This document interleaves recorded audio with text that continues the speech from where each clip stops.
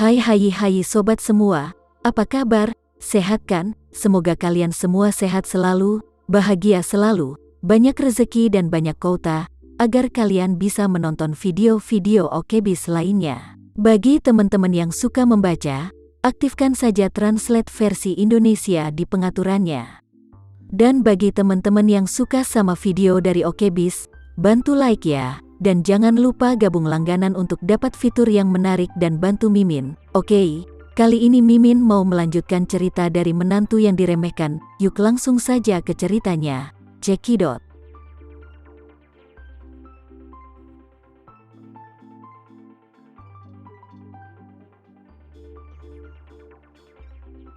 Oleh karena itu, meskipun Edi Wibowo akrab dengan keluarga Renza dari Surabaya, dia bahkan tidak mengetahuinya dengan baik.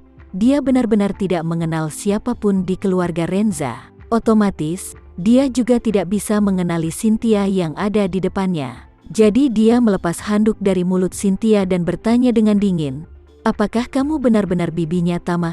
Cynthia gemetar karena takut dan menggelengkan kepalanya mati-matian untuk menyangkal, "Tidak, kamu salah. Aku bukan bibinya Tama. Aku tidak ada hubungannya dengan Tama sama sekali." Rika berteriak, "Sialan kau wanita pembohong. Kamu tidak ada hubungannya dengan Tama katamu, terus kenapa kamu menyuruh putriku harus menceraikan Tama?" Cynthia gugup dan tidak tahu harus menjawab apa. Dia mendengar Edi Wibowo berkata dengan telinganya sendiri bahwa keluarga dekat Tama akan dibantai habis-habisan. Jika dia tahu bahwa dia sebenarnya adalah bibinya Tama, dia pasti akan membunuhnya langsung dengan tersiksa. Oleh karena itu, dia tahu bahwa dia tidak akan pernah mengakui hubungan ini untuk menjaga keselamatannya. Dia bahkan tidak berani mengungkapkan identitas keluarga Renza, karena begitu musuh tahu bahwa dia adalah keluarga Renza, dia takut mereka akan langsung membunuh tanpa ampun. Edi Wibowo melihat bahwa dia lama sekali untuk menjawab. Dia menamparkan wajah Cynthia dan mengertakkan giginya dengan marah, "Jangan bilang berbohong padaku. Kalau begitu, aku akan membunuhmu. Bagaimanapun juga, kamu akan modar dengan gaya hari ini."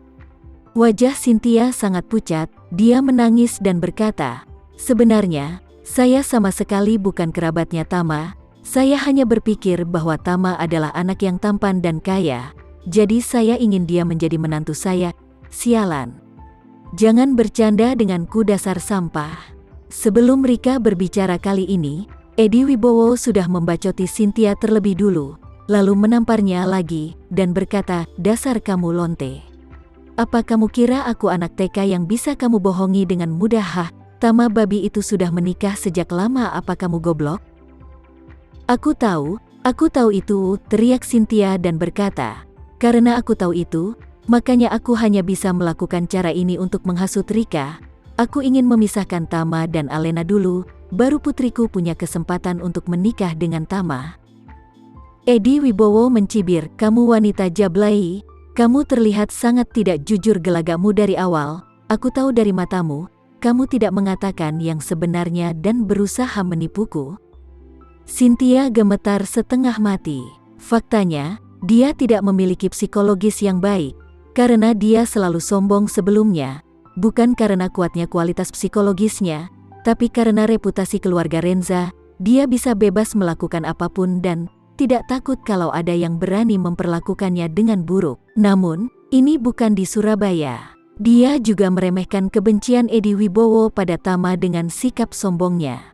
Saat ini, Edi Wibowo hanya ingin memberi Tama pelajaran terlebih dahulu, dan kemudian mencari kesempatan untuk membunuhnya juga. Karena itu, Edi Wibowo tidak mungkin mudah percaya dengan Cynthia. Jika Cynthia tidak dapat membuktikan dengan jelas bahwa dia bukan bibinya Tama, maka Edi Wibowo lebih suka membunuh orang yang salah daripada membiarkannya hidup. Oleh karena itu, Cynthia hanya bisa gemetar dan berkata, "Tete tutuan, karena Anda sangat membenci Tama, Anda pasti sudah tahu bahwa Tama adalah anak yatim piatu sejak kecil dan dibesarkan di panti asuhan. Bagaimana saya wanita biasa bisa menjadi bibinya? Jika saya benar-benar bibinya, bagaimana saya bisa membiarkan keponakan saya tinggal di panti asuhan selama bertahun-tahun, bukannya malah merawatnya? Bukankah begitu, Tuan?" Edi Wibowo mendengus. mengertakkan gigi dan berkata, "Apa yang begitu dasar lonte?" Saat kakak iparnya meninggal, ada seorang gadis kecil yang masih hidup. Gadis kecil itu adalah keponakan istriku, dan dia juga menyebut istriku sebagai bibinya. Dia selalu ingin membawanya ke keluargaku untuk dibesarkan. Tapi aku tidak setuju, jadi gadis kecil itu tinggal di panti asuhan. Bukankah ini sama dengan apa yang kamu katakan dasar sampah? Cynthia terdiam sejenak, dan dia tidak tahu harus berbuat apa lagi. Saat ini, Arkan di samping Glenn mengobrak-abrik tas Cynthia, dan mengeluarkan dokumen dari tasnya, lalu menyerahkannya kepada Tuan Edi Wibowo dan berkata, "Tuan Edi Wibowo, Kona lihat ini, wanita ini bernama Cynthia Renza, dari Surabaya." Edi Wibowo mengerutkan kening sambil melihat KTP-nya. Meski nama belakangnya Renza tidak terlalu mencolok, namun terasa familiar, sehingga dia tidak memikirkan keluarga Cynthia Renza secara bersama-sama.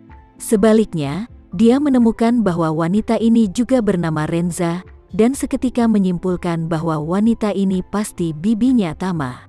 Memikirkan ini, dia mengertakkan gigi dan menjambak rambut Cynthia, dan menamparkan mulut besarnya beberapa kali.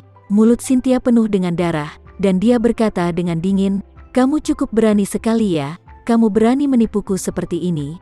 Apa menurutmu aku itu bodoh mudah ditipu?" Cynthia dipukuli dari atas ke bawah, dan seluruh tubuhnya hampir memar. Dia menangis dan berkata, "Tuan, aku mohon lepaskan saya tidak punya masalah dengan Anda. Kenapa Anda harus menyiksaku seperti ini? Jika Tama telah menyinggungmu, Anda bisa membunuhnya langsung, tapi jangan buat aku, yang seorang wanita ini, sengsara menanggung kesalahannya." Cynthia tidak berani mengungkapkan identitas aslinya sebagai jalan terakhir, karena begitu identitas aslinya terungkap, mungkin itu malah akan menjadi motivasi yang kuat bagi Edi Wibowo untuk membunuhnya. Karena itu, dia menutupinya sampai akhir. Jika benar-benar tidak ada cara lain yang bisa digunakan, maka jalan satu-satunya hanya menggunakan identitas tersebut untuk membuat pertarungan terakhir. Pada saat ini, Edi Wibowo menyeringai, "Kamu bilang kamu tidak punya masalah denganku. Aku sudah bilang, semua kerabat dan teman dekat Tama adalah musuh Edi Wibowo. Kalian berdua, yang satu adalah bibinya Tama, dan yang satunya lagi ibu mertua Tama.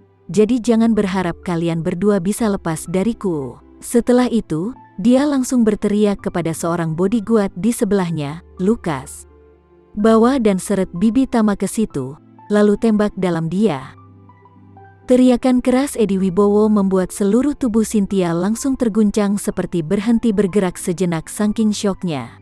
Karena ketakutan yang mendalam, Cynthia tidak bisa mengendalikan tubuhnya, sehingga dia langsung pipis di celana. Karena dia dan Rika diikat saling membelakangi, setelah dia pipis, airnya membasahi tempat sekitarnya. Rika tiba-tiba merasa tempat duduknya menjadi basah, dan ada sedikit bau tak sedap yang tercium dari belakangnya. Seketika seperti sengatan listrik, sambil berjuang menggerakkan tubuhnya, dia memaki, "Apa yang kamu perbuat dasar lonte tua? Ini sangat menjijikkan, goblok ke. Kau seharusnya tahu di sini bukan tempatnya kencing dasar wanita tua, goblok." Cynthia benar-benar ingin pingsan rasanya, dan semua ketenaran yang dia tanam selama beberapa dekade sebagai putri kaya telah lenyap dalam situasi seperti ini. Dia memandang Edi Wibowo sambil menangis dan berkata, "Tuan, tolong jangan bunuh aku wanita tertua dari keluarga Renza di Surabaya, namaku Cynthia Renza, selama kamu membebaskan aku kali ini, aku akan memberimu banyak uang, ayahku Maher Renza juga akan memberimu banyak uang nanti." Tiba-tiba, Edi Wibowo terkejut, menatap Cynthia, dan bertanya dengan tidak percaya, "Apa kamu bilang, kamu wanita tertua dari keluarga Renza?" Cynthia menangis dan berkata, "Iya benar, aku benar-benar dari keluarga Renza." Edi Wibowo bertanya lagi, "Kamu bilang ayahmu adalah Maher Renza?" Cynthia mengangguk berulang kali, tersedak dan berkata, "Iya benar.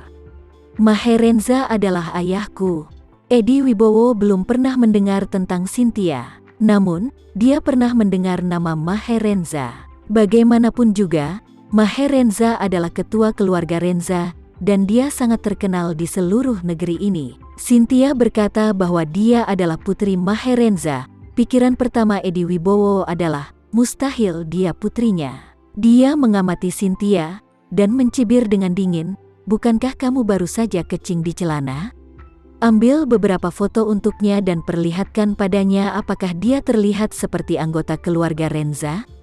Wahaha, Cynthia gemetar dan memohon dari lubuk hatinya, saudaraku, aku benar-benar dari keluarga Renza, percayalah kepadaku, Edi Wibowo berkata dengan nada menghina. Ya masa bodoh tentang itu, meskipun kamu benar-benar dari keluarga Renza sekalipun, aku akan bertanya kepadamu, apa yang kamu lakukan datang ke Jakarta jika kamu adalah Nona Renza yang bermartabat dari keluarga Renza?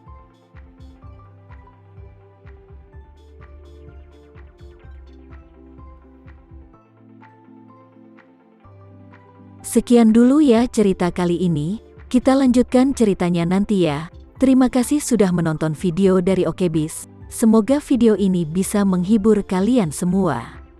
Dan jangan lupa untuk like, komen, share, dan subscribe ya. Oh iya, bantu Mimin di fitur gabung untuk langganan ya, agar Mimin lebih semangat lagi memberi hiburan untuk kalian semua. Terima kasih semuanya. Bye-bye.